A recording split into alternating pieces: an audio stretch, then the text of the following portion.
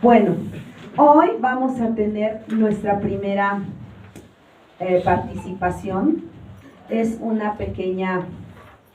Son pequeñas conferencias y tenemos a dos de nuestras grandes profesoras, a la doctora Carmina Paredes Neira, por favor,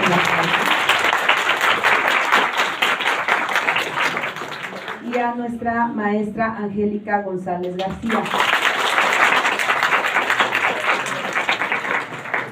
Ellas van a empezar con estas primeras dos conferencias, y la primera es al frondoso prontuario de una jicotilla de la doctora Elia Alcadia Paredes Chavarría, y la otra conferencia que se llama Julieta Norma Fierro Gosman, mujer científica rebelde y activista.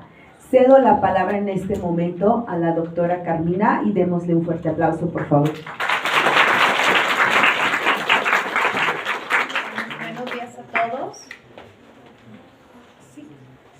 Si quieres.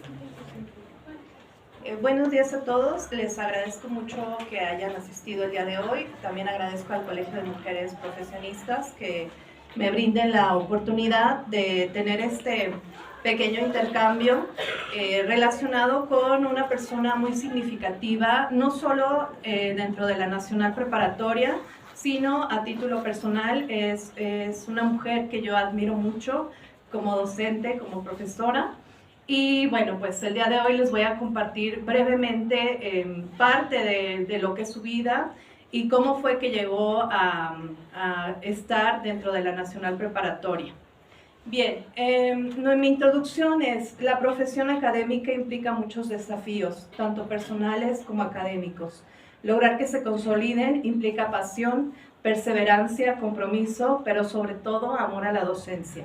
Esto es algo que, sin duda alguna, la persona de la que les voy a hablar hoy lo tenía todo en ella misma. Bien, ¿cuál es mi objetivo? Pues compartir algunas aportaciones de las actividades como docente de la doctora Elia Alcadia Paredes Chavarría, la Escuela Nacional Preparatoria de la UNAM. La que sigue, por favor. Pues sin duda vamos a empezar con la infancia. Voy a detener un poquito la presentación en PowerPoint porque decidí que era más viable pues preparar un escrito para no divagar y cumplir con el tiempo, sino como es una persona tan valiosa y tan significativa, tenía miedo como de irme por otras aristas. Dice: producto de la unión entre Carlos Paredes y Carmen Chavarría Segura, Elia Alcadia nació en 1942.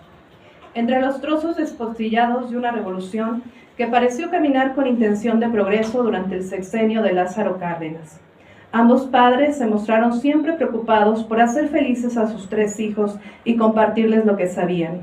La situación durante la infancia de Elia fue precaria. No obstante, la familia siempre encontró apoyo entre sí. Sus hermanos, menores que ella, fueron técnicos en radio y televisión.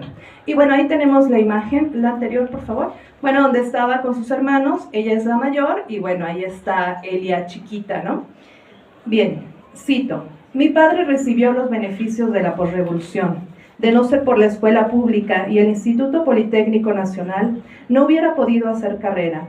Él era un lector voraz. Tenía la costumbre de leerme muchos cuentos y poemas todas las noches, con una ternura y una elegancia formidable, rememora la doctora Elia, observando las rosas de su jardín, como si tuviese aún frente de sí al señor Paredes, declamando los poemas que de pequeña causaron en ella gran deleite. Por un momento viene a la memoria uno de los momentos más significativos de su infancia y comienza a relatar. El ingeniero Carlos Paredes Salazar ha dado por terminada la jornada laboral del día. Los obreros se enfilan hacia su oficina para recibir el pago de su salario.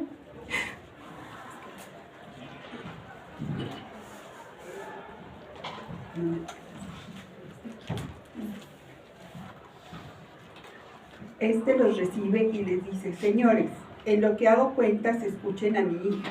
La pequeña de 6 años se acerca a los trabajadores con la seguridad y firmeza de quien tiene lo más valioso para decir.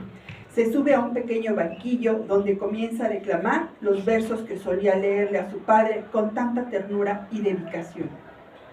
Brindo por la mujer, más por esa en la que halláis consuelo en la tristeza, rescollo de placer desventurados. Yo no brindo por ella, compañeros, siento por esta vez no complaceros, brindo por la mujer. Gracias. ¿Ya? Sí, gracias.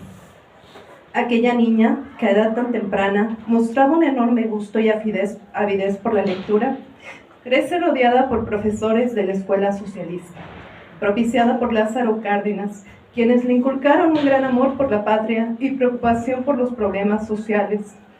El gusto por la literatura que sembró su padre pronto germinó en una innata pasión por la prosa y la lírica que le llevó a ser reconocida como declamadora. No había fiesta o celebración conmemorativa en la cual no le llamaran para declamar, razón por la que recibió notorio estímulo para participar en concursos de composición y recitales. Me aprendía los poemas muy rápidamente. A veces, mi querida maestra Romanita Gutiérrez me decía: Elia, fíjate que tenemos ceremonia y no he preparado nada para el recital de este poema. Entonces yo le calmaba diciéndole: no se preocupe, usted déjeme ir a practicar el poema debajo de ese arbolito, y en una hora yo tenía todo preparado. Se puede observar el regocijo que le invade recordarlo.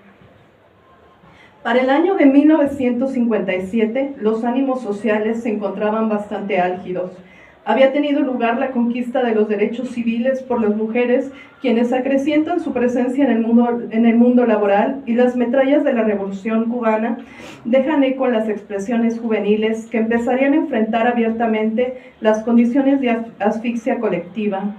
En medio de aquella concentración de fuerzas sociales, la profesora Elia ingresa al bachillerato de la preparatoria José Vasconcelos, mismo lugar a donde habría de regresar posteriormente en calidad de docente. A mí me tocó una época muy activa, afirma la doctora. La escuela estaba ubicada en medio de los alfares y yo tenía clase a las 7 de la mañana. Tomar el transporte era difícil, sin contar que no había bachillerato cerca de Miscuac, por lo que tenía que levantarme a las 4 de la madrugada para abordar el único trenecito que nos llevaba hasta Tlalpan, donde no era raro que me encontrara con toros y alguna vaca. Y bueno, la anterior, por favor, bueno, donde está ella, pues joven, ¿no? En esta edad que están ustedes. Bueno, ahí sería como su foto de 15 años, para que más o menos vayamos ubicando las épocas. Dice: el grupo más entrañable de amigos que he tenido ha sido durante el bachillerato. Incluso llegué a irme de pinta con ellos, pero solo 2 veces, Sonríe al recalcar las contadas ocasiones en que llegó a inquirir en tan inocente delito.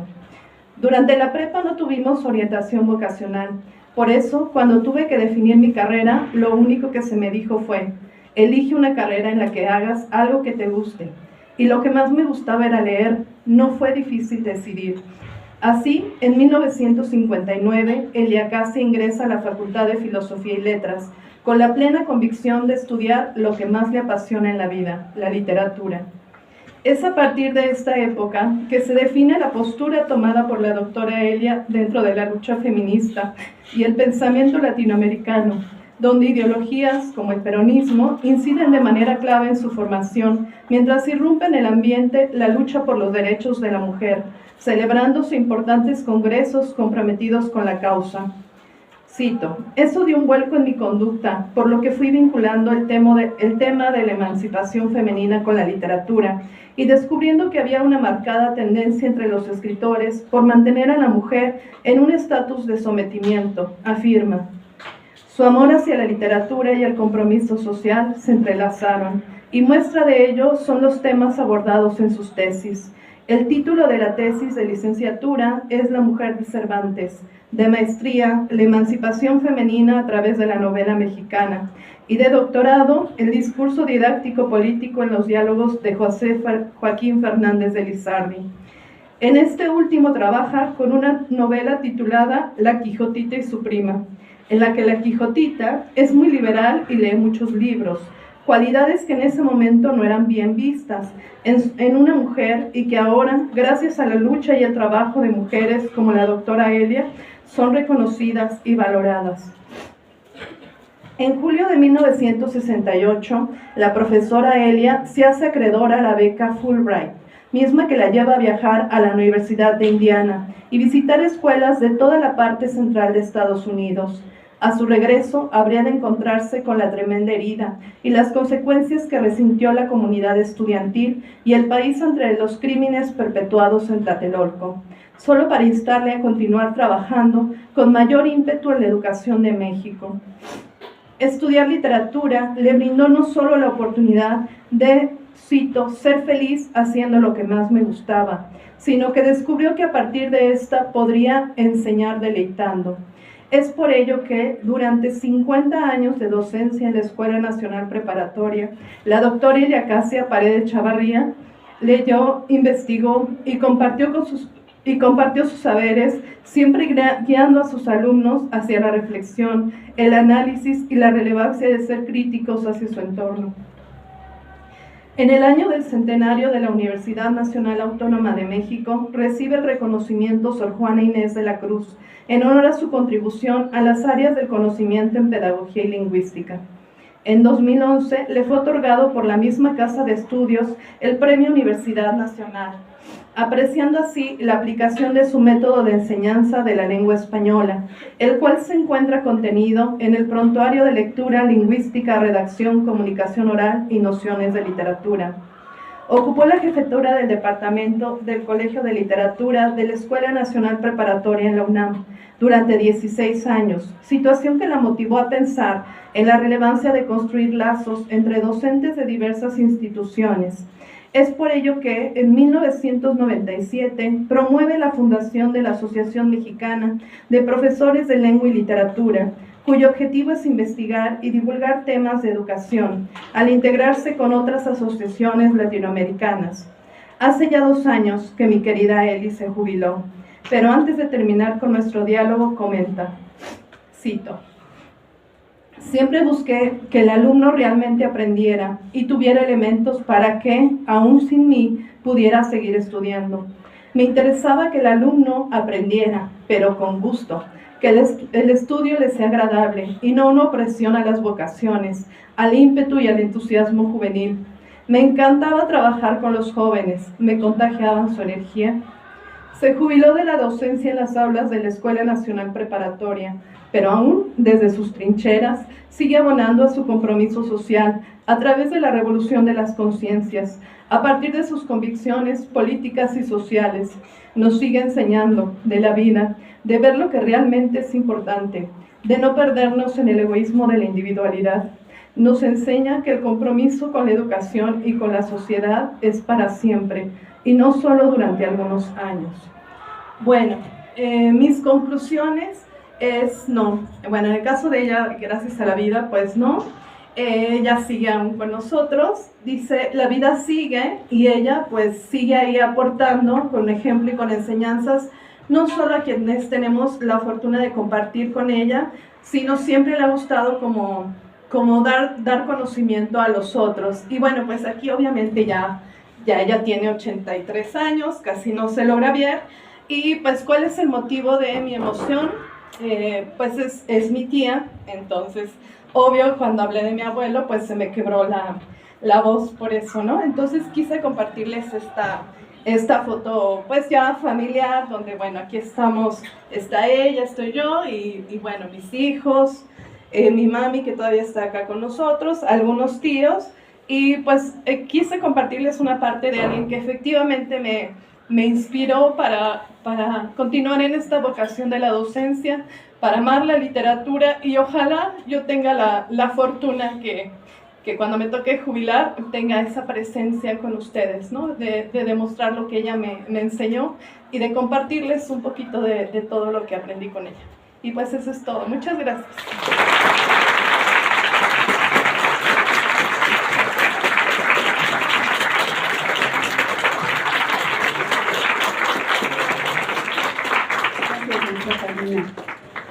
Bueno, no es fácil hablar de temas tan sensibles, y creo que si yo hubiera, ahorita voy a hablar de una astrónoma, una científica, una universitaria, porque somos universitarias, hablando de universitarias de gran trayectoria, porque al frente tenemos futuras científicas, profesoras, de todo tipo de área, pero son universitarias también. Y entonces eso es lo valioso de la estafeta. Valoren ustedes la estafeta, que no es fácil, más con temas sensibles, ¿no? Yo me imagino que 3, 4 nombres por ahí que yo hubiera hecho hoy, igual me pongo y se me salen las de San Pedro también, ¿no? Pero bueno, ya estamos y estamos en confianza. Pues yo soy la profesora Angélica González. Ahorita veo muchas caritas que también me inspiran de nuevo esa emoción de pasar sus enseñanzas que me han dado a mí, porque me han formado ustedes también a mí, sus experiencias, y de compartir una breve plática, nada más y nada menos que de la doctora Julieta Norma Fierro Bosch. Todo el mundo yo creo que la conoce, es una astrónoma que es divulgadora científica y que te mueres de la risa por muchas de sus actitudes y actividades que realiza, desde jalar manteles y hacer experimentos científicos. Entonces a mí me parece importante este día, gracias a las maestras Erandi y a la maestra Sandra por invitarme en la Asociación de Colegio de Mujeres Profesionistas a compartir pues esta pequeña ponencia, ¿no? Entonces, hablar del papel de las mujeres en la ciencia, además de ser importante, tiene muchos beneficios, tanto para la ciencia como para la sociedad en general. Algunas razones son promover el tema de las mujeres, puede ser por la diversidad de perspectivas, talentos y experiencias que aportan desde la mirada femenina para enriquecer el conocimiento y la solución de problemas. La ciencia es un derecho humano y un motor de desarrollo, por lo que las mujeres deben tener acceso y participación plena y equitativa sin barreras ni discriminación. La ciencia puede ser una herramienta para el empoderamiento de las mujeres y las niñas, al brindarles oportunidad de educación, empleo, liderazgo, reconocimiento, así de contribuir al bienestar de las comunidades y del planeta. El objetivo muy concreto de esta ponencia, esta pequeña plática, es compartir los retos de la vida personal y profesional de una de las mujeres científicas más reconocidas en la universidad. Julieta Fierro nace el 24 de febrero de 1948. Sufrió la pérdida de su madre a los 13 años de edad. Su padre era de origen médico-militar y al verse viudo con 4 niños y 2 de ellos muy pequeños, les empezó a explicar a sus hijas que los cerebros de las mujeres eran menores que las de los hombres y que por esta razón ellas estaban entonces destinadas a las labores del hogar y por tanto al cuidado de los enfermos. Para Julieta, el argumento de abandonar sus estudios para anteponer el cuidado de los más pequeños fue muy difícil, por lo que forjó en ella una rebeldía en la que la escuela era la salvación y donde decidió aferrarse al conocimiento para poder salir de casa. Y uno de los hermanitos, hay que mencionarlo, era de educación especial y una atención muy personalizada, ¿no? Desde que ingresó a la Facultad de Ciencias para el año de 1960, aunque su gusto fuera más por las matemáticas, decidió realizar estudios de física. Mantuvo buenas calificaciones y en una entrevista comentó que de un total de 80 alumnos que era con los que ella convivía, solo 5 eran mujeres. Si bien menciona en sus entrevistas que no encontró discriminación en la universidad, agrega que las dificultades las encontró en realidad en muchas ocasiones en su misma casa. Una vez concluidos los estudios de física, decidió incursionar en la carrera de astronomía. Se convirtió en la investigadora del Instituto de Astronomía de la UNAM y una reconocida divulgadora de la ciencia. Actualmente es investigadora titular de tiempo completo del Instituto de Astronomía de la UNAM y profesora de la Facultad de Ciencias. Pero haremos la siguiente pregunta. ¿Cómo logró Julieta estudiar una licenciatura, un posgrado, ser investigadora, ser divulgadora y tener 2 hijos? La respuesta de esta pregunta es una constante en ella. Con ayuda de la familia y con ayuda de trabajadoras domésticas. Ella sostiene que el sistema educativo en México está diseñado predominantemente para los hombres. Si una mujer, mientras es joven y después quiere retomar sus estudios, ya no va a encontrar las mismas oportunidades. Considera que es una injusticia terrible. Estos problemas van desde el diseño de la infraestructura urbana hasta situaciones tan comunes y cotidianas como el hecho de la menstruación y el cáncer de mama, que son datos que aquejan más a las mujeres. La ciencia, como cualquier disciplina, requiere el tiempo y dedicación de una persona para poder incidir en resolver los grandes problemas. Y no solamente es un problema de género, pero sí se requiere la participación de más mujeres en áreas de la ciencia, porque son las que conocen mejor los problemas a los que nos enfrentamos las mujeres. Agrega, por ejemplo, que la mitad de los jóvenes del mundo, la mitad de las mujeres en el mundo sufren dolores menstruales, y hasta que no haya chicas dedicadas a la ciencia, esos problemas no se resolverán. Yo agregaría, por ejemplo, la enorme lucha social que tienen los movimientos por la endometriosis, ¿no? Son dolores incapacitantes. Ayer estaba viendo en el contexto de las mujeres que fue en Japón, que les ponen un aparatito, se hizo un aparatito para que los hombres sintieran los dolores, los cólicos. Están haciendo ahí unas caras bien chistosas, pero decían, sí, mis respetos, ¿no? Esto sí es incapacitante, ¿no? Mis respetos para las compañeras que tienen que venir con esto y dar el día al día. Sobre el tema de las TIC, está a favor de la divulgación en la ciencia en formato híbrido, como un medio para acercar la ciencia a quienes menos recursos en educación tienen. Y en el año 2022 recibió el reconocimiento al mérito de la ciencia, y donde ella mencionó: para mí la UNAM es una razón para seguir trabajando y luchando por este país. Esto apareció en la Gaceta en el 2022. Dentro de sus múltiples facetas en aras del desarrollo y bienestar por los derechos humanos, es defensora por la causa por el derecho a morir con dignidad. Estamos hablando de la eutanasia. La doctora considera que la sociedad mexicana debe comenzar a pensar en varios aspectos. Por un lado, se requiere más especialistas en el área de la salud y más geriatras. Por otro, es conveniente replantear si es adecuado prolongar de manera innecesaria el sufrimiento físico y mental de las personas de la tercera edad o con enfermedades terminales y dolorosas. Actualmente pertenece a la Asociación por el Derecho a Morir con Dignidad, ACE. Esta ideología que nos comparte da grande muestra de su valor como pensadora racional y científica en aras de que prevalezca la libertad y el derecho digno a los seres humanos. Como conclusiones, yo lo que tendría que invitarles a ustedes, a la comunidad más joven, pues es a revisar la enorme trayectoria en YouTube. Están sus conferencias, hay talleres de astronomía, es una mujer que te va a llevar a ver las estrellas, literal. Más de 40 libros publicados y cientos de artículos y entrevistas de divulgación científica.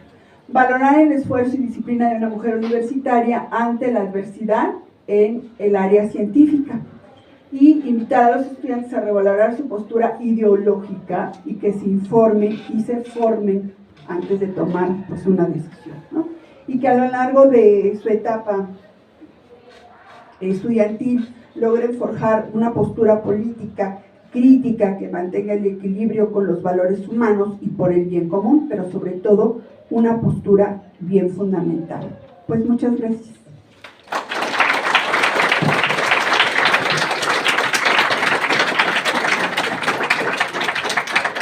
Agradecemos estas dos conferencias tan significativas de literatura y de historia. Sin embargo, nos hablan de una literata y de una científica.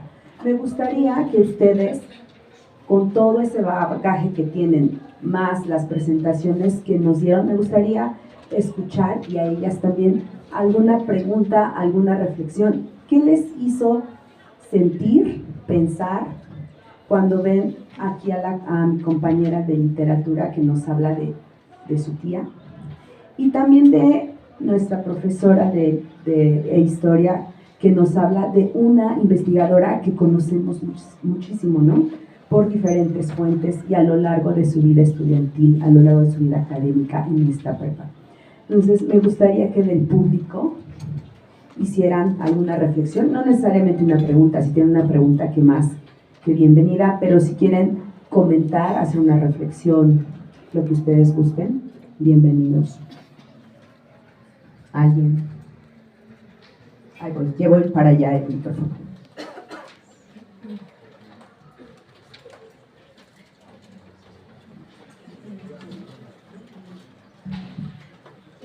Bueno, para mí creo que es importante resaltar esta parte que ambas mujeres de las que nos platicaron no son diferentes a nosotras, ¿no?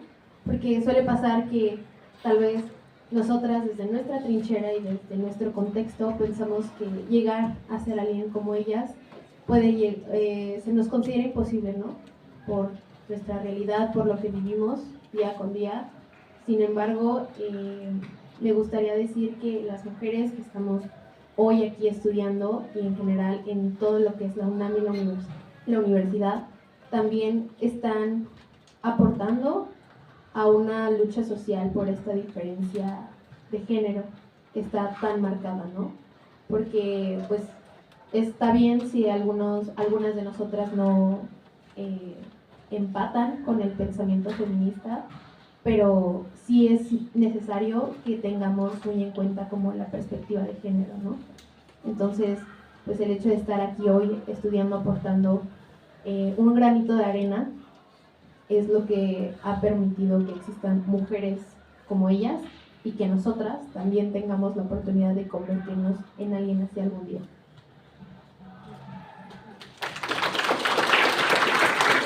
¿Tenemos otra pregunta, comentario?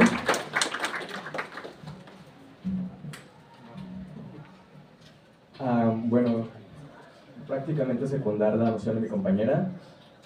Yo provengo de una familia donde pues se vive un matriarcado a la falta de hombres, ¿no? Entonces, creo yo que también el hecho de remarcar la importancia que tiene la fémina dentro de la sociedad, no solo contemporánea, ni tampoco la actual, sino también la importancia que ha tenido a lo largo del avance de la humanidad, es crucial. O sea, todas las mujeres de las que yo me he rodeado son profesionales en algo y creo que me han compartido, me han compartido parte de sus conocimientos, de sus saberes, de su sentir, de cómo es que se debe de mirar el mundo desde otra perspectiva, ¿no? O sea, no solo quedarme en mi trinchera, como ya lo han comentado, sino que también arriesgarme a meterme en la trinchera de alguien más para poder tener un contexto más completo. Quiero también hacer énfasis en lo que comentó acerca de la trascendencia que tuvo esta mujer tan importante en su vida dentro de su historia académica, profesional, personal, y al menos sí quiero comentarle que de mi parte usted ha sido de las maestras que más me ha impulsado a poder continuar con el tema de querer leer, de querer educarme, de querer nutrirme. Ha sido de las profesoras y sobre todo también de las personas de mi vida a lo largo de toda mi carrera académica, que verdaderamente me comparte la pasión de querer agarrar un libro de nuevo y no nada más memorizarme lo que dice un diálogo, sino también analizarlo. Creo yo que lo que hace es increíble, es impresionante el hecho de cómo día con día se mejora, cómo cada clase, pese a que pueda ser un tema ya abordado, lo trata de hacer único. Entonces quiero aplaudir esa parte de usted.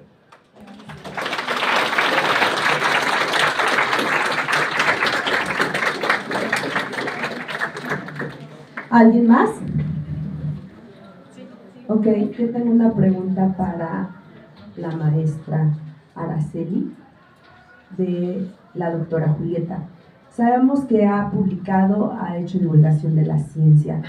Lo último no lo recuerdo, no lo sé, pero si tú sabes decirnos si hay alguna asociación en la que ella actualmente esté trabajando y cómo nosotras, comunidad de Prepa 4, podríamos trabajar con ella, divulgar, aprender y crear en algún momento una comunidad pequeña de divulgación de la ciencia.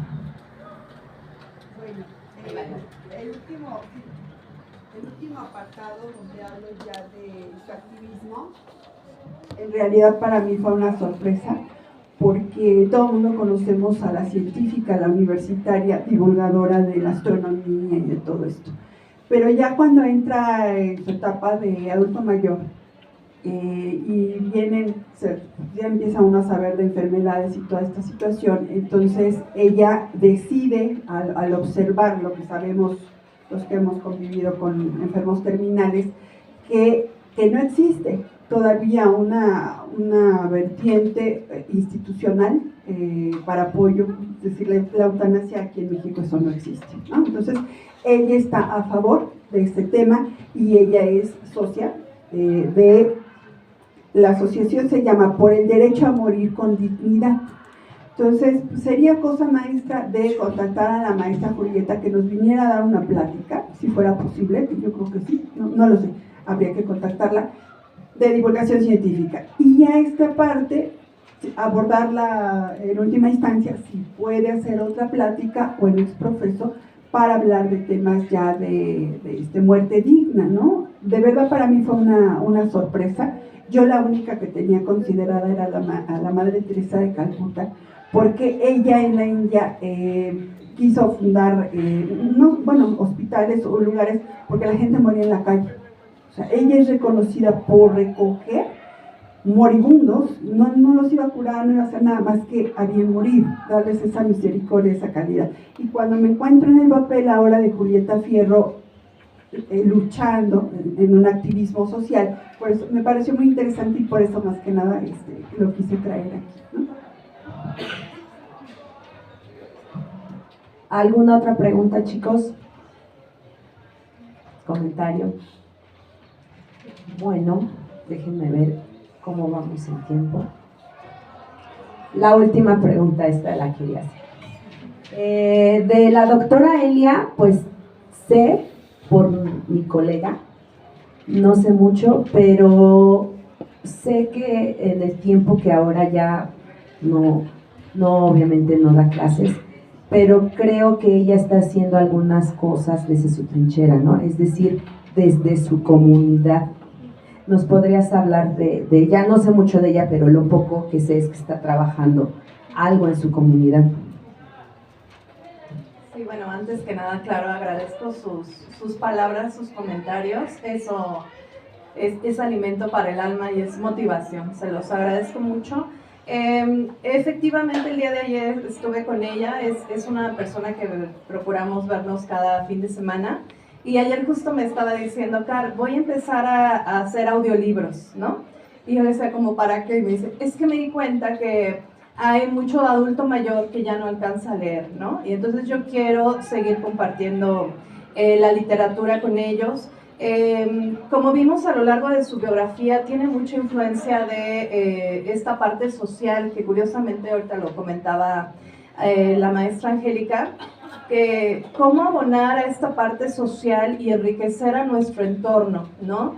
Y bueno, la Julieta Fierro lo hace a partir de la parte científica, pero la doctora Elia también lo hace y comparte círculos de estudio en su casa. La última foto que vimos era ese patio que tiene en su casa, y ahí hace reuniones regularmente cada mes, cada 2 meses, círculos de estudio fundamentalmente ahorita enfocados a la parte política, ¿no? Como que se fue mucho a trabajar esa parte, pero afortunadamente ahorita también tengo a 2 hermosas compañeras aquí que bueno, hemos crecido con ellas. Cuando ella era jefa de departamento, pues ellas lo apoyaron mucho y creo que eso también para mí ha sido muy bueno, ¿no? Que gracias al amor que ella le tuvo a la docencia me dio la oportunidad a mí de conocer a profesoras tan valiosas y que yo ahora las veo también como esa guía para seguir adelante. Entonces vamos tejiendo ese círculo de acompañamiento y de crecimiento, que ese también fue el legado que ella nos dejó en parte de la Nacional Preparatoria. Entonces, bueno, no sé si haya... Muchísimas gracias y gracias de nuevo.